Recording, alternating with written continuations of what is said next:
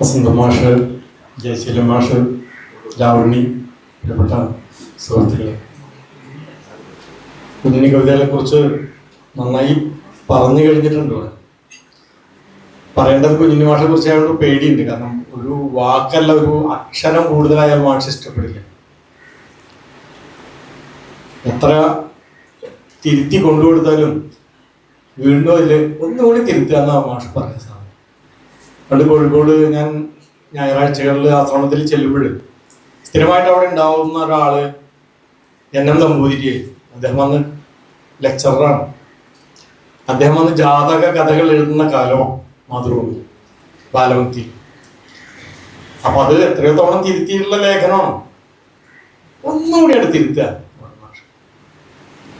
നമ്പൂരി അത് സ്വീകരിച്ച് പോയി പിന്നെയും തിരുത്തിക്കൊണ്ടിരും. അപ്പൊ എന്നിട്ട് എന്നോട് പറയും, കോളേജിലെ മാഷ, എന്നാലും ഒരു മടിയില്ല, തിരുത്തിട്ട് വരും.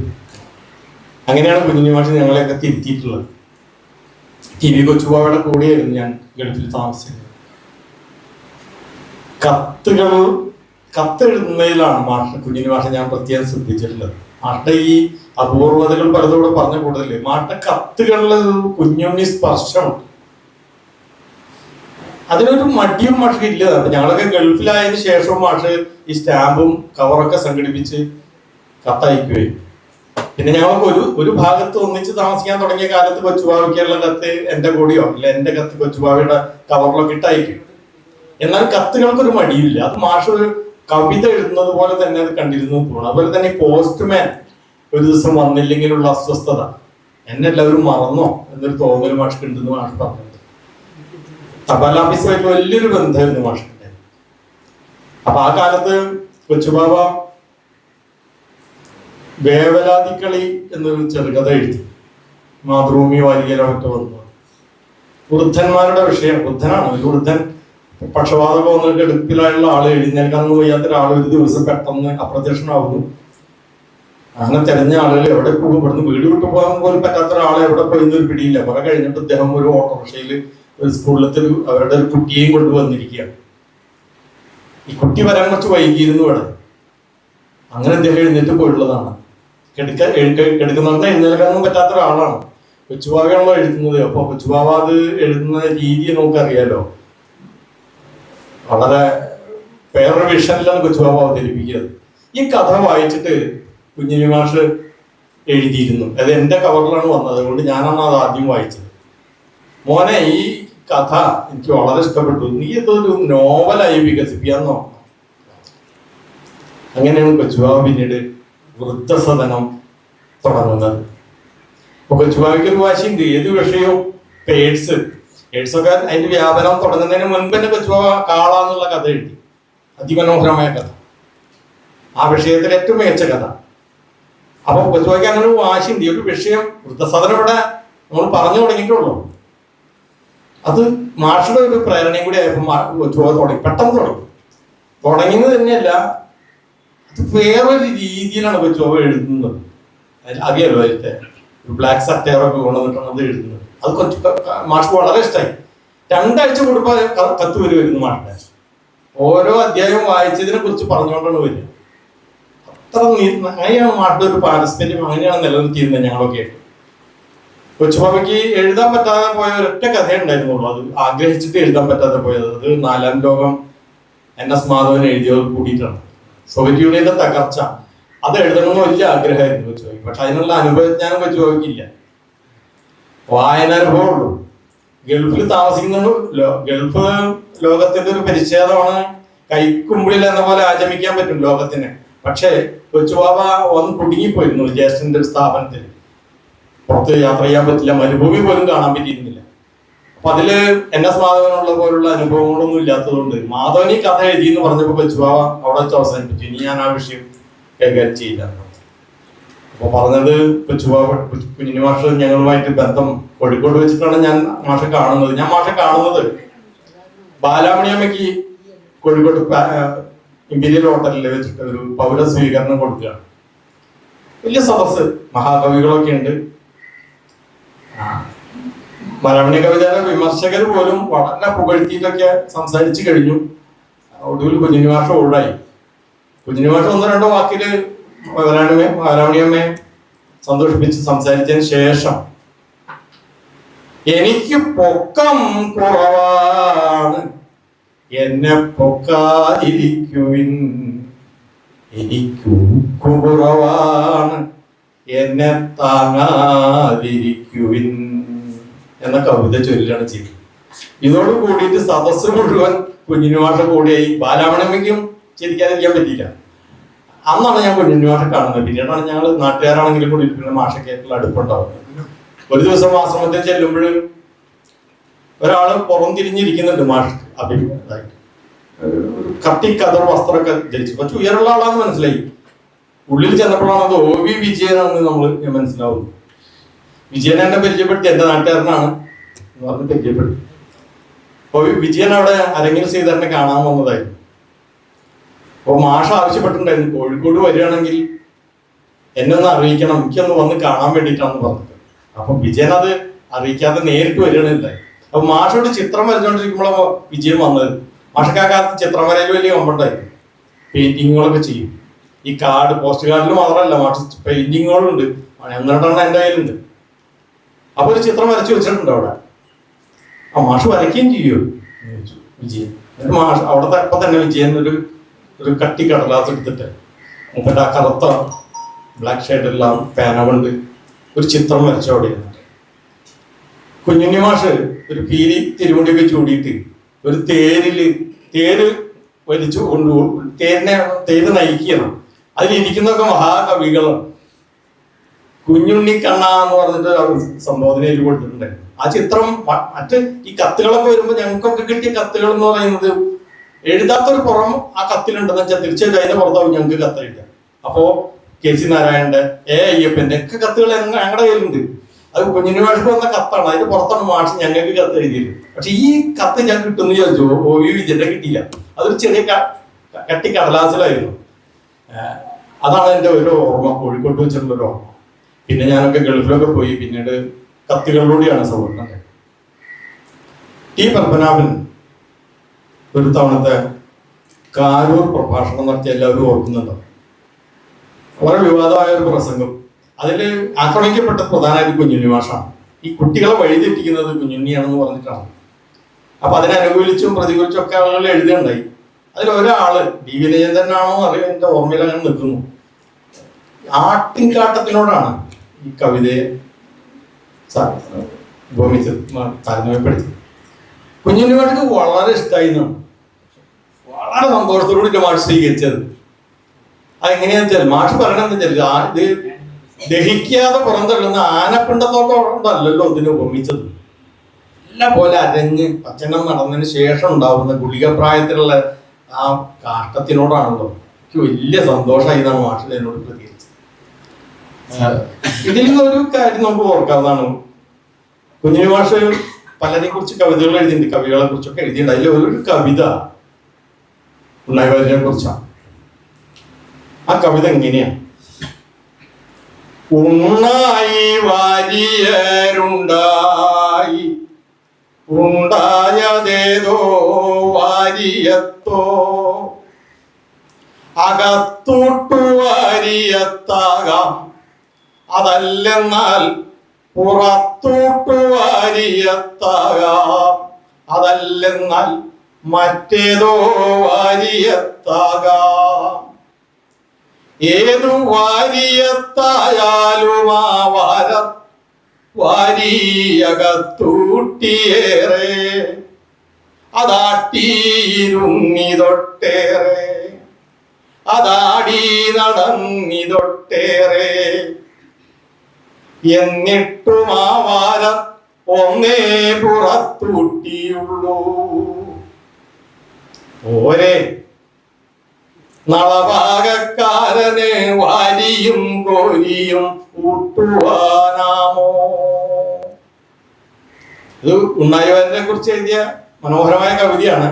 ഇത് കുഞ്ഞുണ്ണി കവിതയ്ക്ക് യോജിക്കുന്ന ഒരു സംഗതിയാണ്. ഈ ഭക്ഷണത്തെ കുറിച്ച് ഇവിടെ രാവണി പറഞ്ഞു. പക്ഷെ ഏറ്റവും കൂടുതൽ ഞങ്ങളോട് സംസാരിച്ചിട്ടുണ്ടാവുക സാഹിത്യത്തെ കുറിച്ചല്ല, ഈ ഭക്ഷണത്തെ കുറിച്ചാണ്. മാഷ് ഗൾഫിൽ വരുന്നു പറഞ്ഞപ്പോ സ്വർണ്ണ സുരേന്ദ്രൻ എന്ന് പറയുന്ന ഒരു ശിഷ്യ അവരോട് ഉണ്ട്, തൃശ്ശൂരുണ്ട്. അവർ മാഷോട് എഴുതി ചോദിച്ചു, അവിടെ വന്നപ്പോൾ വിളിച്ചും ചോദിച്ചു, മാഷ്ക്ക് എന്താ ഞാൻ ഉണ്ടാക്കേണ്ടത് ഭക്ഷണം, ഇഡ്ഡലിയോ ദോശയോ അങ്ങനെയുള്ളതൊക്കെയാണ് ചോദിക്കുന്നത്. മാഷ് പറഞ്ഞു, മോളെ അതൊക്കെ ഞാൻ നാട്ടിൽ കഴിക്കുന്ന ഭക്ഷണമല്ല, ഇവിടെ നിങ്ങൾ കഴിക്കുന്ന ഭക്ഷണം എന്താണെന്ന് വെച്ചാൽ അതല്ലേ ഉണ്ടാക്കി തരേണ്ടത്. അങ്ങനെ ബദാം പരിപ്പും മറ്റൊക്കെ ചേർത്തിട്ട് അതിമനോഹരം നല്ലൊരു ഭക്ഷണം ആണ് അന്ന് സ്വർണം ഉണ്ടാക്കിയത്. അപ്പൊ മാഷ് ഈ ഭക്ഷണപ്രിയനാണ്. അതേ സമയത്ത് ഈ കവിതയിലും മാഷ് ഈ ഭക്ഷണത്തിന്റെ ഒരു രീതി തന്നെയാണ്. ലോകത്തെ മുഴുവൻ ആഹരിച്ച് അതിനെ ഉള്ളിൽ വെച്ച് പരിവർത്തനപ്പെടുത്തിയിട്ടാണ് മാഷ് പുറത്തേക്ക് വിടുന്നത്. അതാണ് ഈ ആട്ടിൻകാട്ടത്തിന്റെ രൂപത്തിൽ നമ്മൾ കാണുന്ന കവിതകൾ എന്ന് പറയുന്നത്. ഖരകവിതയാണ്. സാധാരണ ഈ ദ്രവരൂപത്തിലുള്ള കവിതയല്ല. ചങ്ങോഴ കവിത ദ്രവകവിതയാണ്. അങ്ങനത്തെ കവിതയല്ല അത്. അത് നമുക്ക് ചവച്ച് ചവച്ച് നീര് കുടിക്കാനേ പറ്റുള്ള കവിത. പണ്ട് ആദ്യത്തെ സമാഹാരത്തിനാണെന്ന് തോന്നുന്നു കെ.പി. ശങ്കരൻ മാഷ് അവതാരികയിൽ അത് പറഞ്ഞിട്ടുണ്ട്. ഏറുപടക്കം പോലെ ഉള്ള കവിത എന്ന് പറഞ്ഞു. നല്ല രൂപമായിരുന്നു അന്നത്. അതിൽ ഇതുപോലെ സൂചിപ്പിച്ചിട്ടുണ്ട് ഈ കവിതയുടെ ഖരത്വത്തെ കുറിച്ച്. പിന്നെ എം.എൻ. വിജയൻ മാഷാണ് പിന്നെ അത് ശരിക്കും പറഞ്ഞിട്ടുള്ളത്. അപ്പൊ അത് വലിയ കവിത എഴുതാൻ പറ്റാണ്ടല്ലോ. അപ്പൊ ഞാൻ ചൊല്ലിയ കവിത കുറച്ച് വലുതാണ്. നാരായണ പ്രാന്തനെ കുറിച്ചുള്ള കവിതയും വലിയ കവിതയാണ്. ഏത് കവിതയാവട്ടെ അതിൽ ഈ മാഷുടേതായ ഒരു കുസൃതി അതിലുണ്ടാവും. ഇപ്പൊ ശ്ലോകങ്ങൾ എഴുതാൻ മാഷക്ക് വലിയ ഇഷ്ടമായിരുന്നു. നല്ല ശയ്യാഗുണമുള്ള കവിതകൾ ശ്ലോകം എഴുതണമെന്ന് എനിക്ക് ആഗ്രഹമുണ്ട്, പക്ഷെ പറ്റണില്ല എന്ന് പറയാം. മാഷ് നസ്സല് ശ്ലോകം മാഷ എഴുതിയിട്ടുണ്ട്. കുറച്ചേ ഉള്ളൂ. ശ്രീകൃഷ്ണനെ കുറിച്ചൊരു ശ്ലോകം ഉണ്ട്. കണ്ണൻ മണ്ണുണ്ടുവെന്നുള്ളൊരു കഥ ഇളയപ്പിള്ളേർ തൻ വായിൽ നിൽക്കാഞ്ഞ അമ്മയ്ക്കെന്നല്ല വെണ്ണയ്ക്കെഴുമൊരു ചെവിയിൽ പോലുമേ ചെന്നു വീണു. കണ്ണൻ മണ്ണുണ്ടുവെന്നുള്ളൊരു കഥ ഇടയപ്പിള്ളേർ തൻ വായിൽ നിൽക്കഞ്ഞ അമ്മയ്ക്കെന്നല്ല വെണ്ണയ്ക്കെഴുമൊരു ചെവിയിൽ പോലുമേ ചെന്നു വീണു. അമ്മയ്ക്കപ്പോൾ വിഴീണ ചുമന്നു കലിയാൽ വെണ്ണതൻ കണ്ണിലെന്നാൽ കണ്ണീരുണ്ടായി വന്നു. ശിവ ശിവ സുഹൃതക്കട്ടൈ വെണ്ണ തന്നെ. സാധാരണ ശയ്യാഗുണത്തിന് അപ്പുറത്തേക്ക് കടന്നില്ല ഈ കവിത, ഈ ശ്ലോകം. ഇതുപോലെ തന്നെ വി.കെ. ഗോവിന്ദനാർ വലിയ ഇഷ്ടമായിരുന്നു. ഗുരുവായൂർ ഭക്തന്റെ പരാതിയൊക്കെ എഴുതിയുള്ള ആ അത് കവിത എന്നെ കൊണ്ടടിക്ക് ചൊല്ലിയും മാഷ്. ഗുരുവായൂർ ഭക്തന്റെ പരാതി അറിയാലോ അല്ലേ എല്ലാവരും. വാഗച്ചാർത്തിനു വല്ല വണ്ണവും ഉണർന്നെത്തുമ്പോഴേക്കമ്പലം മാഗന്ധാസുഖമാനദണ്ഡ മഹിള മാണിക്യമാലാഞ്ചിതം വാഗപ്പൂ മൃദുമയ്യുമെയ്യിലുരസുമ്പോൾ എന്റെ ഗോപീജന ശ്രീകമ്രസ്തന കുങ്കുമാങ്കിത മനസ്സ് ഓടുന്നുവല്ലേടവും എന്നാണ് വി.കെ.ജിയുടെ ശ്ലോകം. വളരെ പ്രസിദ്ധമാണ്. 70ാമത്തെ വയസ്സിലൊക്കെ ഒരു പുസ്തകം ഇറങ്ങുന്നത്. അതിന് മുമ്പ് തന്നെ ശ്ലോകാരൊക്കെ ചൊല്ലി ചൊല്ലി നാട് മുഴുവൻ പ്രചരിച്ചുള്ള ശ്ലോകമാണ്. ഈ ശ്ലോകം മാഷ് എന്നെ കൂടി ചൊല്ലിക്കട്ടെ. വി.കെ.ജിയെ കുറിച്ച് ശ്ലോകം എഴുതി അത് കാണിച്ചതും ആദ്യമായിട്ട് തന്നെയാണെന്ന് തോന്നുന്നു. വീട്ടിക്കാതലുകൊണ്ടെടുത്തൊരുടലും പൈമ്പുഞ്ചിരി കേശവും ഗാന്ധിക്കൂറണി വേഷവും ൂടുംപാവുമാടിയിടാത്ത നടയും ശ്രീഗോപവാടത്തിലേക്ക് ഓടിയിടുന്ന മനസ്സുമാർന്ന ദേഹത്തിനഞ്ജലി എന്നാണ് ആ ശ്ലോകം. അപ്പൊ കുഞ്ഞിനുമാട്ട ഈ കൊച്ചു കവിതകളിൽ മാത്രമല്ല നീണ്ട കവിതകളിലും ശ്ലോകങ്ങളിൽ പോലും ഈ കുസൃതി ഉണ്ട്, അദ്ദേഹത്തിന് കയ്യൊപ്പുണ്ട് എന്നാണ് ഞാൻ പറഞ്ഞത്. മറ്റൊന്ന് വൈലോപ്പിള്ളിയെ പോലെ ഈ നന്മയുടെ മറുപുറം തപ്പൽ അത് വളരെ പ്രധാനമായിരുന്നു കുഞ്ഞുണ്ണി മാഷ്. പക്ഷെ പ്രായഭേദങ്ങളൊന്നും ഒരു വിഷയമായിരുന്നില്ല. അപ്പൊ ഒരു ദിവസം ഞാൻ ചെന്നപ്പോ കലാകൗമുദി വാരി എടുത്ത് മാഷ് വായിച്ചുകൊണ്ടിരുന്നതുകൊണ്ട് അത് എടുത്ത് തന്നിട്ട് പറഞ്ഞു, സ്ഥല കവിത ഉണ്ട് ബാലേന്ദ്രന്റെ എന്ന് പറഞ്ഞു. അപ്പൊ ഞാൻ നോക്കുമ്പോൾ സഹശയനാണ്. മാഷിക്ക് 10-60 വയസ്സൊക്കെ കഴിഞ്ഞുള്ള സമയത്താണ് ആ കവിത. അറിയാലോ, സഹശയനം എല്ലാവരും വായിച്ചിട്ടുണ്ടാവും. അങ്ങനെയാണ് പുതിയ അത്ര സൂക്ഷ്മമാണ് മാഷുടെ സ്പർശിനി എന്ന് പറയുന്നത്.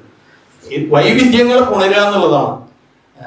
അത് കുഞ്ഞിനി മാഷുടെ ആ പ്രായത്തിലുള്ള ഒരു പ്രത്യേക എനിക്ക് ഇപ്പൊ അത്ഭുതമായി തോന്നിയിട്ടുണ്ട്. എൻ വി കൃഷ്ണവാര്യർക്ക് കവിത അയച്ചു കൊടുക്കുന്നതിനെ കുറിച്ച് മാഷ് ഞങ്ങളോടൊക്കെ പറഞ്ഞിട്ടുണ്ട്. എഴുതിയിട്ട് കൊടുക്കുന്നുള്ളൂ. 19 വയസ്സൊക്കെ ഉള്ള സമയത്ത് പോലും വാരികയിലേക്ക് അയക്കുന്ന കവിതകളാണ്. അത് വാരികയിലിടില്ല. വാരികയിൽ എന്ന് സ്വകാര്യ സംഭാഷണം കാണുമ്പോൾ ഏതെങ്കിലും ഉത്സവ സ്ഥലത്തോ അല്ലെങ്കിൽ സാഹിത്യ സമ്മേളനം കാണുമ്പോൾ പറയും, കുഞ്ഞുണ്ണി കവിത കണ്ടു അസലായിട്ട് എന്ന് പറയും. അത് മാതൃഭൂമിയിൽ വന്നിരുന്നില്ല. പിന്നെ വരാൻ തുടങ്ങിയത് തന്നെ ബാലഭക്തിയിലാണ്. അപ്പോൾ ഈ മാഷ് 19 വയസ്സൊക്കെ കഴിഞ്ഞിട്ടുണ്ട്. മാഷ ഇന്നിപ്പോ സമാധാനം പറഞ്ഞിരുന്നത് എന്റെ കവിതയ്ക്കുള്ള ആസ്വാദകർ പരിവപ്പെട്ടു വരുന്നേ ഉണ്ടാവുള്ളൂ. അതാണ് കൃഷ്ണവാര്യര് അത് വൈകിപ്പിച്ചതെന്നാണ്. അല്ലാണ്ട് ഒരു കുറ്റം മാഷ് പറഞ്ഞിട്ടില്ല. ഇത് മാഷയുടെ കാര്യത്തിൽ ഉണ്ടായിട്ടേ ഇല്ല എന്നുള്ളതാണ്. നന്നല്ലെങ്കിൽ അത് നന്നല്ല എന്ന് തന്നെ പറയും. തിരുത്തി തരാവുന്നത് തിരുത്തി തരും. എത്ര തവണ തിരുത്തിയാലും മാഷിന് സന്തോഷമാണ്. നിരുത്സാഹപ്പെടുത്തിയിട്ടില്ല. 1-2 ആളുകളൊക്കെ എനിക്ക് വ്യക്തിപരമായിട്ട് അറിയാം. കൊച്ചുബാബ, എൻ ടി ബാലേന്ദ്രൻ, ഇങ്ങനെയുള്ള ആളുകളൊക്കെ ശരിയായ ശിഷ്യന്മാരായിരുന്നു കുഞ്ഞിനി മാഷിന്റെ. ആ ശിഷ്യ പരമ്പരയിൽ വന്നവരെ അശോകൻ ചെരുവിൽ അടക്കമുള്ള ആളുകൾ പറഞ്ഞിട്ടുണ്ട് നമ്മളോട്. മാഷ പച്ച വര അവസാനത്തെ ചുവന്ന വരയായിരുന്നു. ആ വര വീണാൽ ഞങ്ങളത് മാറ്റിയിട്ടുണ്ട് എന്ന് പറഞ്ഞിട്ടുണ്ട്. അപ്പൊ അങ്ങനെ ഒന്നാന്തരം എഡിറ്ററാണ്. ആ എഡിറ്ററിന്റെ ആ കുഞ്ഞിനി മാഷിൽ നിന്ന് അവൻ കൊച്ചുബാബയെ അത് പഠിച്ചിരുന്നു. ഒരു കവിത ഒക്കെ ചൊല്ലി കേൾപ്പിച്ച കൊച്ചുബാബ തീർത്തു. എഴുത്ത് കാണണ്ട, അത് ആ വരി തിരുത്താന്ന് പറയും. കൊച്ചുബാബയും പറയുന്നത് അത് കുഞ്ഞിനി മാഷിൽ നിന്ന് കിട്ടിയ ശിക്ഷണത്തിന്റെ ഭാഗമാണെന്ന് വിചാരിക്കുന്നു. കുഞ്ഞിനി മാഷ് ഗൾഫിലും വന്നിരിക്കും. അവിടെ ഒരു ഓണക്കാലത്താണ് വന്നത്. അബുദാബിയിലാണ് വന്നത്. പിന്നീട് ഷാർജയിൽ കൊച്ചുബാബയ്ക്കുള്ള കാലമാണ് ഞങ്ങളുടെ അടുത്തേക്കാണ് പിന്നെ വന്നത്. ഞങ്ങളുടെ കൂടെയാണ് പിന്നെ താമസിച്ചത്. അങ്ങനെ ഒരു ദിവസം എൻ്റെ കൂടെ ഒരു കോർണേഷനിലേക്ക് നടക്കാൻ പോയി, ഷാർജ കോർണേഷനിൽ. അപ്പൊ അങ്ങനെ പോകുമ്പോൾ പള്ളി വിട്ട നേരമാണ്. പെരുന്നാൾ സമയം തന്നെ ആണോ അറിയില്ല. എൻ്റെ സ്പോൺസറല്ല, നല്ല പരിചയമുള്ള ഒരു വൃദ്ധൻ, 90 വയസ്സൊക്കെയുള്ള ഒരു അറബി വൃദ്ധൻ അവിടെ നിന്ന് ഇങ്ങോട്ട് വരുന്നുണ്ട്. അപ്പൊ മിനു എന്നോട് ചോദിച്ചു, മിനു ആരാ കൂടെയുള്ളതെന്ന് ചോദിച്ചു. കവി എന്നൊക്കെ പറയാം. അറബി, ഈ കവിയുടെ അറബി എനിക്കോ അറിയില്ല, നീ പറഞ്ഞാൽ തന്നെ അതിന് മനസ്സിലാവൂ. ഞാൻ പെട്ടെന്ന് പറഞ്ഞു ബാബ, അതമാൽ ബാബ പറഞ്ഞു. അച്ഛൻ, മുത്തച്ഛൻ എന്നൊക്കെ ആവാം. ഉടനെ തന്നെ അറബി പോക്കറ്റിൽ കൈയിട്ടിട്ട് കിട്ടിയ ഒരു കറൻസി, അത് 20 ഒരു ദർഹം, 20 ദർഹമായിരുന്നു. അന്ന് 10 ഒരു ദർഹത്തിന് 10 ഇന്ത്യൻ രൂപയൊക്കെയുള്ള കാലമാണ്. ഇന്നത്തെ പോലെ 30, 25, 30 ഒന്നുമില്ല. അതെടുത്ത് നേരെ മാഷിന് കൊടുത്തു. അപ്പം അത് കൊടുക്കുന്നതിന് മുമ്പ് മിസ്കീൻ എന്ന് പറഞ്ഞിട്ടാണ്. അതുമാൽ ബാബ എന്ന് ഞാൻ പറഞ്ഞപ്പോ മിസ്കീൻ എന്ന് പറഞ്ഞിട്ടാണ്. മിസ്കീൻ ദരിദ്രൻ, മിസ് എന്നൊക്കെയുള്ള അർത്ഥത്തിലാണ്. അതെടുത്ത് കൊടുത്തു. മാഷ് അത് അങ്ങനെ തന്നെ മേടിച്ചിട്ട് ആ കൈ അങ്ങനെ ശിരസിൽ ഇങ്ങനെ അർപ്പിച്ചു, കുനിഞ്ഞു നിന്നു. അവിടുന്ന് പോരുന്ന വരെ എവിടെയൊക്കെ പ്രസംഗിച്ചിട്ടുണ്ടോ അവിടെയൊക്കെ ഈ വൃദ്ധൻ തന്നോട് കാണിച്ച ഈ ഉപചാരം, അതുപോലെ ഈന്തപ്പഴത്തിന്റെ മാധുര്യം, ഇത് രണ്ടുമാണ് പിന്നീട് മാഷ് അവിടെ പ്രസംഗിച്ചത്. തിരിച്ചു പോരുന്നത് മാഷ് വന്ന് ഇറങ്ങിയ സമയത്ത് ഞങ്ങളെ സ്വീകരിക്കാൻ വേണ്ടി എയർപോർട്ടിൽ പോയി. അപ്പോൾ ഒരുപാട് ആളുകളുണ്ട് ഒക്കെ ആയിട്ട്. മാഷാണെങ്കിലും ഇവിടെ പറഞ്ഞു കേട്ട ആ വേഷത്തിലാണ്. മുണ്ട്, ചെറിയൊരു മനുഷ്യൻ, എന്നാൽ കണങ്കാലിലെത്താത്ത മുണ്ട്, ഒരു ബനിയൻ പോലുള്ളൊരു ഉടുപ്പ്. ഒരു ജർമ്മൻ ദമ്പതികൾ അവിടെ നിൽക്കുന്നുണ്ട്, ഒരു കുട്ടിയുണ്ട് അവരുടെ കൂടെ. അവരിത് ശ്രദ്ധിക്കുന്നുണ്ട്. എന്താ ഈ പ്രത്യേക ഇത്രയധികം ആളുകൾ ഇദ്ദേഹത്തെ സ്വീകരിക്കാനാണോ വന്നുള്ളത്? വേറെ അവിടെ ആരും ഇല്ല തന്നെ, എല്ലാവരും പോയി കഴിഞ്ഞു. അപ്പോൾ ഇവർ നേരത്തെ ചെന്ന് കുഞ്ഞിനി മാഷോട് പറഞ്ഞു, എന്താ ക്ഷമിക്കണം, താങ്കൾ ആരാണ്? മാഷ് പറഞ്ഞു, ഞാൻ ഇന്ത്യക്കാരൻ, ഭാരതീയൻ, കേരളീയൻ എന്ന് പറഞ്ഞു. കുട്ടികൾക്ക് നഴ്സറി റൈംസ് ഒക്കെ എഴുതി കൊടുക്കുന്ന ഒരു കവിയാണ്. അദ്ദേഹം മാഷുടെ അഡ്രസ്സൊക്കെ വിളിച്ചു. തീർച്ചയായിട്ടും ഞാൻ ഇന്ത്യയിൽ വരുമ്പോൾ താങ്കളെ ബന്ധപ്പെടും എന്ന് ആ വിലാസമൊക്കെ മേടിച്ചിട്ട് പറഞ്ഞു. ഈ അനുഭവം മാഷിക്ക് വലിയ കാര്യമായിട്ട് മാഷ് എല്ലായിടത്തും പറയാറുണ്ട്. ഇതിന് അനുബന്ധമായിട്ടുള്ള വേറെ അനുഭവമാണ് ഇവിടെ ഗോകർണത്തേക്കുള്ള യാത്രയെ കുറിച്ച് പറഞ്ഞു. മാഷ് ബസ്സിൽ കയറിയിരിക്കുകയാണ്. ഗോപി മൺകുറിയൊക്കെ വരച്ച് തല കൊണ്ടനം ചെയ്ത് ആകെ ഒരു വസ്ത്രമേ ഉള്ളൂ. നഗ്നനാരായണൻ എന്ന് പറയാവുന്ന വേഷം തന്നെയാണ് അത് ശരിക്കും പറഞ്ഞാൽ. അപ്പൊ ആരോ കൂടെ കയറിയിരിക്കുന്ന ആരോ പറഞ്ഞു, സീ ദിസ് നഗ്നനാരായൺ എന്ന് പറഞ്ഞു. ആ വിളിയും മാഷ് ഒരു വിഭൂതിയായി ഞാൻ സ്വീകരിക്കുന്നു എന്ന് പറഞ്ഞു. നഗ്നനാരായണൻ എന്നുള്ള വിശേഷണം ഇതാണ് കുഞ്ഞിനി മാഷിന്റെ ഒരു സ്വഭാവം, രീതി. ഇത്രയും ഞാൻ പറയുന്നുള്ളൂ. നന്ദി, നമസ്കാരം. മാഷ് ചരമദിനം അടുത്ത 6-ാം തീയതി എന്ന മാസം.